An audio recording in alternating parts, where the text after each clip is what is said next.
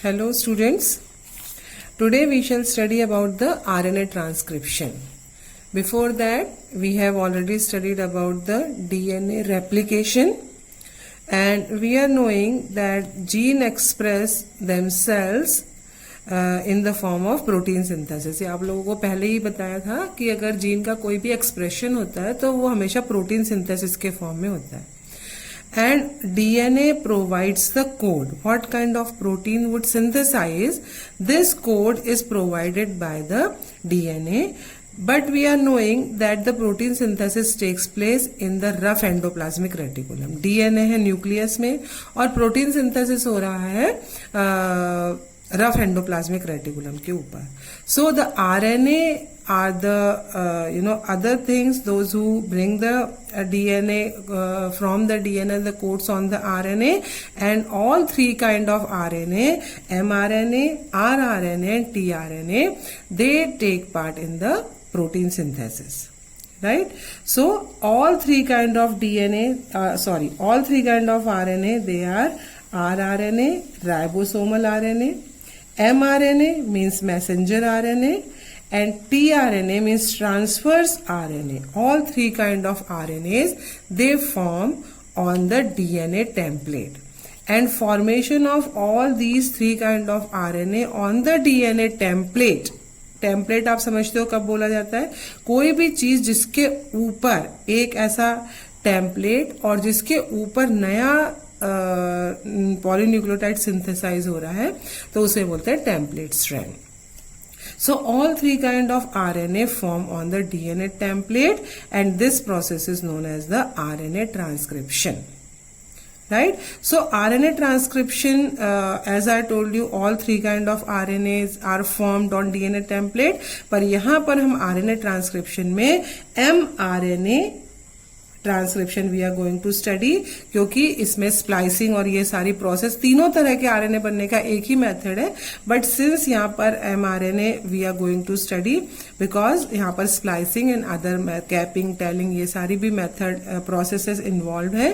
That is why we are studying the formation of mRNA. Transcription of RNA means mRNA. Okay, whatever I told you that the DNA information of the inheritance or genes, they are present on the DNA. DNA forms or transcript into RNA and RNA further responsible for the protein synthesis. Protein synthesis. So this process is known as central dogma. This is known as central dogma. Central dogma means that the DNA transcript, the change, the formation of RNA on the DNA template is known as transcription. Then RNA, they move on the rough endoplasmic reticulum and they form the different proteins. So that is known as the translation. The formation of protein with the help of RNA is known as translation. So this is known as the central dogma. DNA forms RNA by the process of transcription and RNA further take part all the three kind of RNA in the protein synthesis. So this is known as the translation, right? And this process is known as central dogma. Okay, now we are going to see the actual process of RNA transcription. First of all, we would see the enzymes. As we have seen in the DNA replication में enzymes देखे थे, वैसे यहाँ पर सबसे पहले हम लोग देखेंगे enzyme. What kind of enzymes take part in the RNA transcription, right? So for the RNA transcription, contrary to the DNA, here only one enzyme, that is RNA polymerase. RNA polymerase is responsible for the transcription process. सिर्फ एक RNA polymerase है, वही initiate करता है process को, वही proceed करता है फर्दर और वही टर्मिनेट करता है. तो सिर्फ RNA polymerase, although certain other उसको और हेल्प करने वाले components are present, but the main enzyme is the RNA polymerase enzyme. Right? RNA polymerase enzymes are of three kinds. एक है RNA polymerase 1. RNA polymerase 1, this enzyme synthesize rRNA. Okay, then RNA polymerase 2, this enzyme synthesize mRNA or messenger RNA. And third is RNA polymerase 3. RNA polymerase 3, this is responsible for the formation of tRNA. ठीक है, इस तरह से ये 3 RNA है, RNA polymerase है. RNA polymerase first rRNA को synthesise करता है. RNA polymerase 2 mRNA means messenger RNA को, और आरएनए पॉलीमरेज 3 ये टीआरएनए या ट्रांसवर्स आरएनए के सिंथेसिस के लिए हेल्पफुल है. इसके अलावा is the sigma factor. Okay, ऐसे ये this is the sigma factor responsible with it gets associate with the RNA polymerase, and it is responsible for the initiation of the chain formation. Okay, chain initiation के लिए sigma factor responsible है. Sigma factor gets associate with the polymerase enzyme. Then Rho factor is responsible for the chain elongation and termination.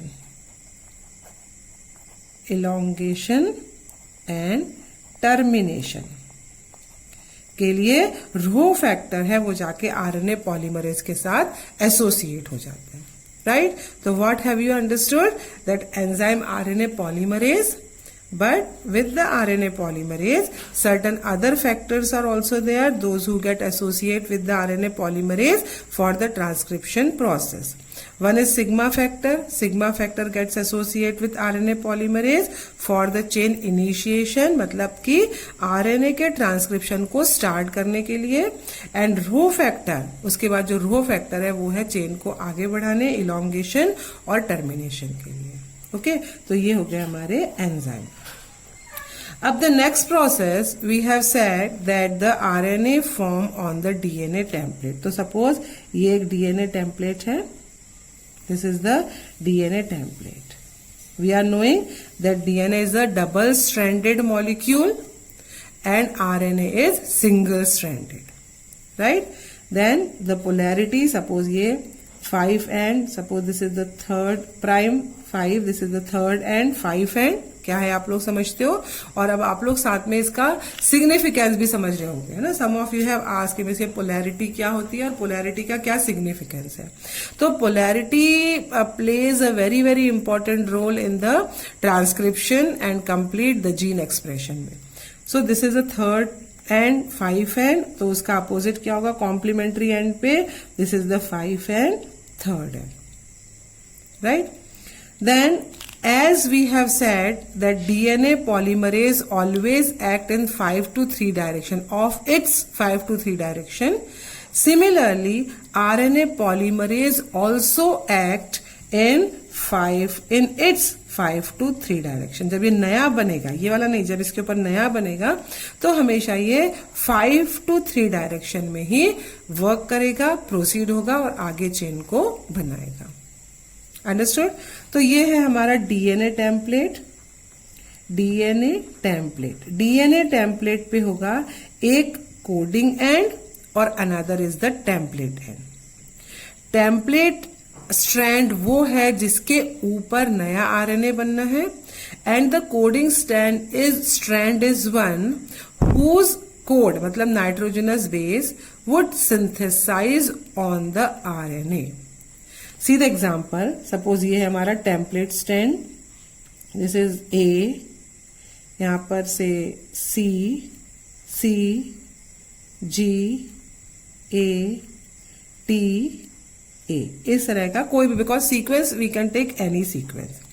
Right, अब इसके coding stand पे क्या होगा? ए के against हमेशा क्या आएगा? T, ji,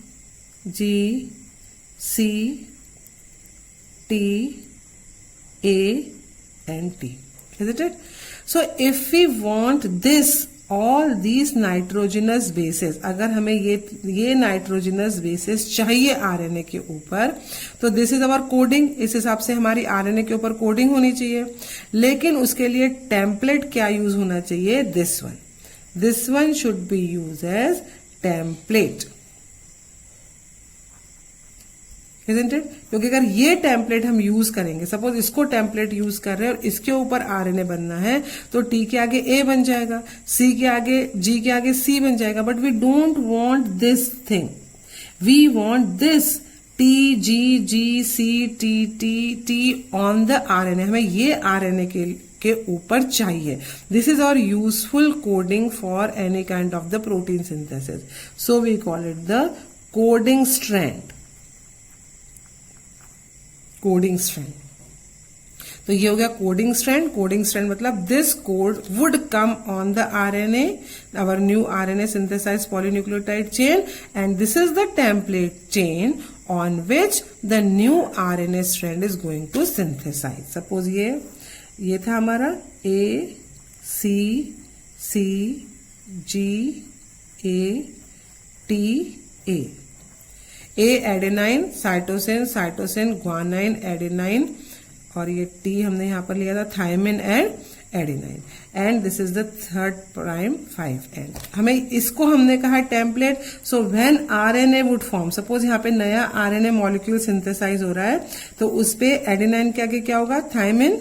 no, RNA doesn't have thymine. RNA पे क्या होगा in place of thymine? Uracil, U. फिर G, G, C, U, A and U. ये देखो बिल्कुल इसकी तरह T, U और T कॉम्प्लीमेंट्री है. अगर T होगा डीएनए पे तो उसी का कॉम्प्लीमेंट्री U होगा आरएनए पे. तो ये सिमिलर है. ठीक है. G, G, C, फिर T का complementary U, A and U फिर से. तो ये जो था ये दिस इज कोडिंग, मतलब coming on the RNA which we want for the protein synthesis. हमें प्रोटीन सिंथेसिस के लिए ये चाहिए, तो आरएनए के ऊपर ये आ जाएगा. That is why we call it the coding strand, and another one is the template strand. I hope you understood this. Okay. और ऐसे भी हम समझ सकते हैं कि RNA polymerase always work in 5 to 3 direction. तो उस हिसाब से भी this is the 3rd to 5. जो भी टेम्पलेट स्ट्रैंड 3rd to 5 होगा, that would be the template strand. Isn't it? क्योंकि उसी के ऊपर व्हेन आरएनए फॉर्म, ये आरएनए पॉलीमरेज की हेल्प से बन रहा है, तो it would act in 5 to 3 direction. ये 3rd डायरेक्शन है. तो ऐसे भी हम समझ सकते हैं. Understood? That template strand always 3 to 5 end would act as a template strand, because on this new RNA polypeptide is going to be synthesized, and new RNA polynucleotide will be synthesized with the help of RNA polymerase, and RNA polymerase work in 5 to 3 direction. क्यों? क्योंकि 3 direction पे functional group OH present है.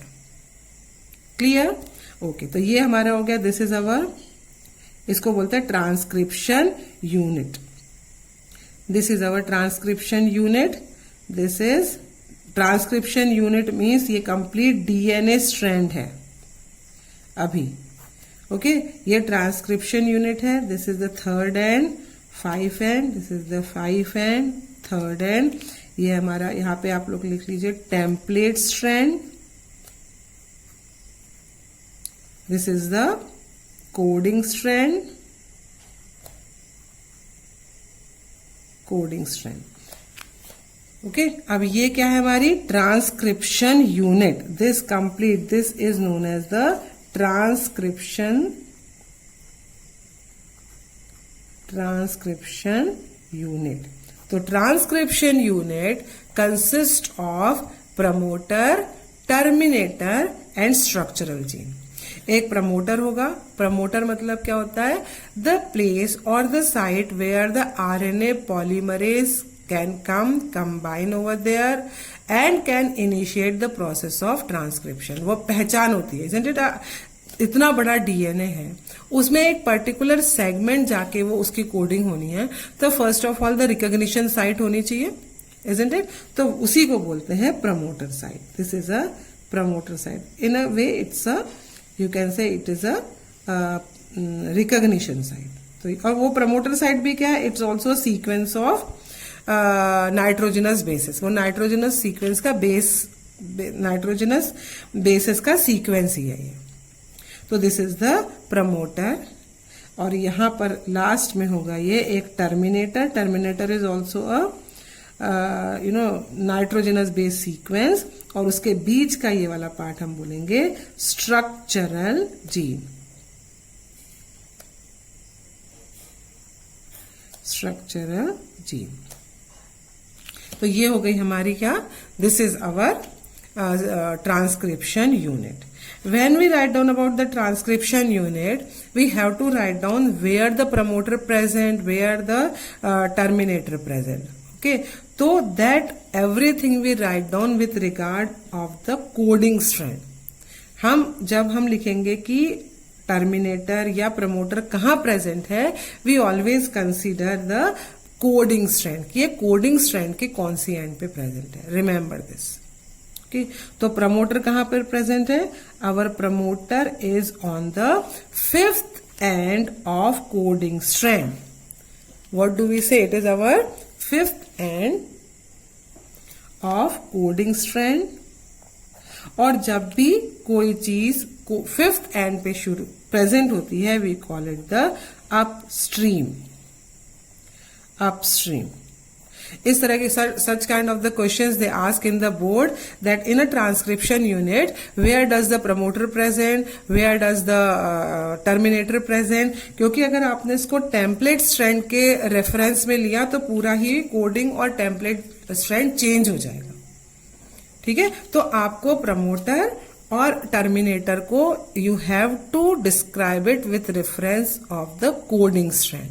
That promoter is present in the 5th end of coding strand, and whenever anything present at the 5th end, we call it the upstream, right? And the terminator is present on the 3rd end. Terminator is present on the 3rd end of coding strand. और अगर 3rd end है coding strand का, तो उसको बोलेंगे downstream. That is the downstream. If you are knowing about the coding strand, now you can say about the template strand easily. कि promoter is present on the 3rd end of the template strand, downstream. समझ रहे हो ना ठीक से? And the terminator is present on the 5th end of the template strand, upstream. अगर आप पहले कोडिंग स्ट्रैंड के हिसाब से उसको प्रिपेयर कर लो, लर्न कर लो, तो टेम्पलेट एंड के हिसाब से आप आराम से लिख सकते हो. आई hope you understand what is coding strand. जो कोड, जो नाइट्रोजनस बेस का सीक्वेंस हमें नए सिंथेसाइज आरएनए में चाहिए, that is the coding strand. और जिसके ऊपर वो बनने जा रहा है, that is the template strand. तो ये हो गई हमारी ट्रांसक्रिप्शन यूनिट. क्लियर? अब ये स्ट्रक्चरल जीन है, ये वाला this is the structural gene. इनको कोड को हमें यहां पर suppose whatever the codes are there, A C C G A, कुछ भी है, ये ऑल दीज आर द, मैं again I am drawing it over here. आ रहा है, आपको दिख रहा है? दिस इज द, यहां पर ये हो गई हमारी transcription unit. This is the promoter, this is the terminator, right? और यहां पर हमारा ये structural gene. I am not labelling over here, labelling आपने पहले देख ही लिए. अब ये है हमारा स्ट्रक्चरल जीन. यहां पर सपोज हमारा क्या था, ये ए C C G A T ए, ये हमारा स्ट्रक्चरल जीन है. और ये कोड हमें चाहिए एमआरएनए के ऊपर. तो what would happen? First of all the process initiate. 3 steps में होगी process. Chain initiation, chain initiation, chain elongation, वो शायद मैंने पहले भी लिखा था, आपको बताया था. Elongation and chain termination. आपको इन तीनों पॉइंट्स में या स्टेप्स में लिखना है फॉर्मेशन ऑफ न्यू mRNA। अभी mRNA नहीं बनेगा, अभी हम उसको HNRNA बोलेंगे। क्यों? This I will tell you. Okay, अब यहाँ पे first of all the RNA polymerase enzyme is going to bind, क्योंकि ये प्रमोटर है, ठीक है, ये वाला टेम्पलेट स्ट्रैंड है हमारा और ये वाला कोडिंग स्ट्रैंड है, ठीक है। यहाँ पर first of all the RNA polymerase would go and join over here and will initiate the synthesis of new RNA। पर इनिशिएशन के लिए सिर्फ mRNA इज नॉट इनफ, उसके साथ क्या चाहिए? उसके साथ चाहिए एक sigma factor. So sigma factor would also go and join over here. जब RNA and sigma factor would associate with each other, जैसे ही ये होता है the process trigger and the mRNA start synthesising. तो फिर जैसे ये प्रमोटर को क्रॉस करता है देन mRNA स्टार्ट सिंथेसाइजिंग, है ना। जैसे ही as it crosses this is the RNA polymerase, as the RNA polymerase crosses the promoter side, this sigma factor dissociate from the RNA polymerase। जैसे ये प्रमोटर को क्रॉस करेगा सिग्मा फैक्टर अलग हो जाएगा, डिटैच हो जाएगा, क्योंकि इनिशिएशन ऑलरेडी हो चुका है, राइट। और क्या इसके साथ ऐड हो जाएगा? RNA पॉलीमरेज अभी यहां आ गया है, अब इसके साथ ऐड हो जाएगा rho factor. This rho factor get attach with the RNA polymerase, क्योंकि rho factor is responsible for the chain elongation and chain termination. तो यहां से लगा ये रो फैक्टर आगे आगे बढ़ता जाएगा ऐसे करके, पॉलीमरेज का रो फैक्टर लगा हुआ, और ऐसे ऐसे करके चेन बनती जाएगी। ओके, यहाँ पर ए के आगे हमेशा याद रखिए यू होगा, टी नहीं होगा, because RNA has uracil in place of thymine. Thymine absent in RNA। यहाँ पर G C U A U। Then it comes just near the termination point। जैसे termination point पे आएगा then the rho factor and polymerase get dissociate। As the rho factor and polymerase get dissociate, this chain also get wither। ये DNA से निकल के ऐसे अलग से आ जाएगी। This is the newly formed RNA, but we call it HNRNA, heteronucleus RNA। This is not mRNA yet. This is premature RNA, inactive RNA, unstable RNA. We call it the heteronuclear RNA। heteronuclear RNA यहां पर आ गया है, right. जैसे ये अलग अलग हुआ, ये एक अलग से आके अब इसको कहां पे जाना है? इसे जाना है रफ एंडोप्लाज्मिक रेटिकुलम के ऊपर, but we are calling it HRNA। Why we are calling it HNRNA? Because as I told you कि DNA के ऊपर when I taught you DNA, I told you कुछ उसमें यूक्रोमेटिन पार्ट होता है, कुछ हेट्रोक्रोमेटिन पार्ट होता है।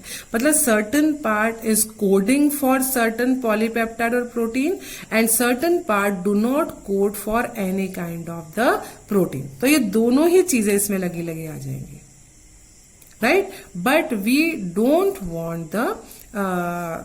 Not want the non coding part, और जो पार्ट DNA का किसी प्रोटीन के लिए कोड नहीं कर रहा है, that part we don't want. So it should be removed from this HNRNA, right. So this part is suppose this part, this is our HNRNA, और यहाँ पे then certain parts are, these are से जो orange से बना है वो सब कोडिंग पार्ट है, और जो ब्लू से बना है वो सीधा नॉन कोडिंग पार्ट है। So two kind of the part. The coding part, जो पार्ट किसी भी प्रोटीन के लिए कोड करते हैं, the coding parts they are known as the exons, and the non coding parts are known as introns, right? So HNRNA made up of two kind of the parts. One is the coding part, that is known as the exons. Remember, very important thing.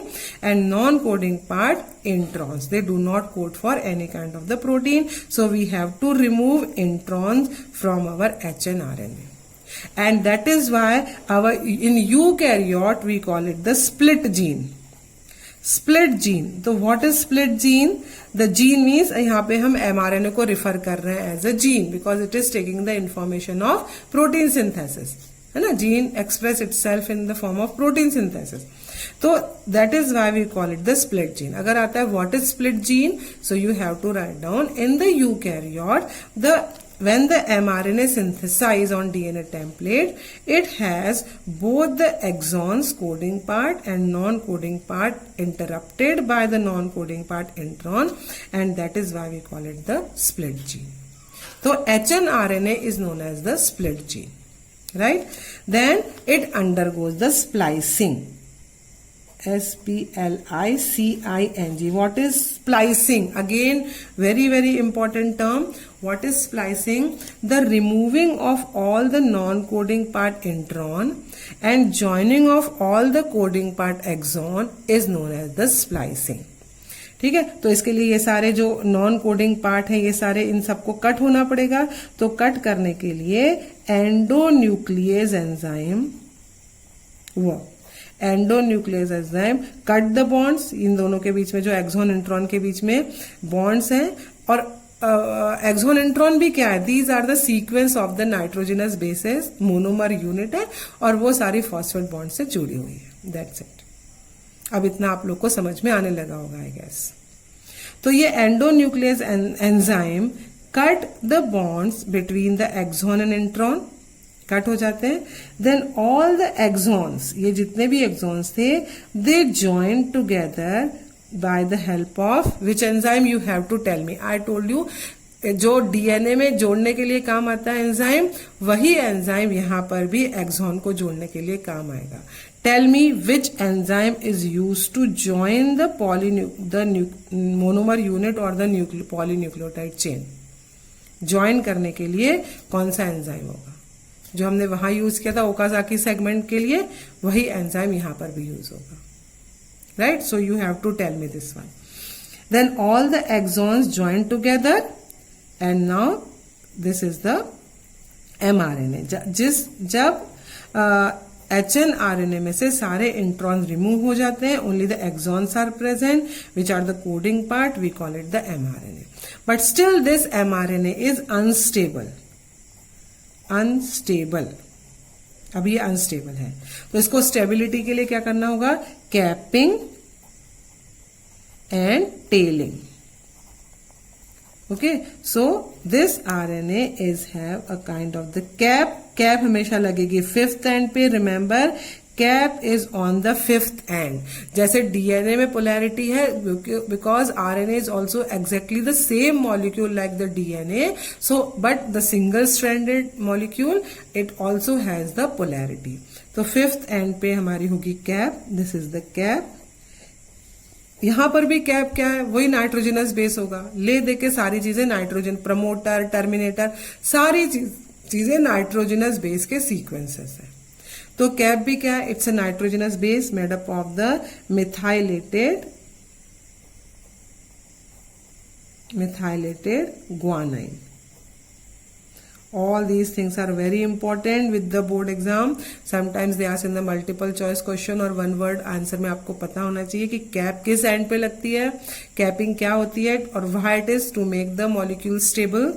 And the cap is put on the fifth end, and cap is made up of methylated guanine, and the tail is attach on the third end of the mRNA, and it is made up of the जो adenine residue means the continuous sequence of adenine. उसको adenylated residue बोलते हैं, means this is the continuous sequence of adenine. अब now this is the mature RNA. Now we call it the mature RNA. And this RNA goes associate on the rough endoplasmic reticulum and takes part in the protein synthesis. mRNA provides the template for the polypeptide chain. आप लोग याद रखिए, polypeptide we call for the protein. Peptide means amino acid, it's a long chain of amino acid. And DNA RNA होते हैं long chain of polynucleotide. Nucleotide क्या होता है आपको बताइए? मोनोमर यूनिट को न्यूक्लियोटाइड भी बोलते हैं. A sugar, a phosphate bond and a nitrogenous base, जो हमने मोनोमर यूनिट पढ़ी थी, उसे बोलते हैं न्यूक्लियोटाइड. एक न्यूक्लियोटाइड है वो, उसके long chain RNA and DNA. अब ये जाके बनाएगा protein synthesis. I hope you understood. एक और टर्म आती है in this regard, we call it in the eukaryotic, this is the monocistronic gene. Ours is the monocistronic. Cistron means we कह रहे the functional gene is known as the cistron, है ना, जिसमें mutation होता है, म्यूटॉन ऐसे बोलते हैं. तो monocistronic means that this one mRNA, है ना, या यहाँ जीन बोल रहे हैं, एमआरएनए बोल रहे हैं. This mRNA, one mRNA is responsible for only one kind of protein या वन पॉलीपेप्टाइड चेन. सिर्फ एक प्रोटीन के लिए एक अमीनो एसिड, एक पॉलीपेप्टाइड, एक प्रोटीन के लिए एक एमआरएनए. अगर वही दूसरा प्रोटीन का मॉलिक्यूल बनना होगा तो दूसरा एमआरएनए आएगा, तीसरा प्रोटीन बनना होगा तो तीसरा mRNA. If you remember, we always say one gene one polypeptide. In eukaryote, our system is one gene, one polypeptide, means one gene, one mRNA is responsible only for the formation of one polypeptide chain or protein. This is known as the monocystronic. और वही अगर prokaryotic होंगे तो prokaryotes are polycystronic. Polycystronic means that this one gene, one mRNA can synthesize more than one protein. So that is known as the polycystronic. Right? This is all about the RNA transcription. Prepare the notes point wise and make each point very clear. Right? Thank you.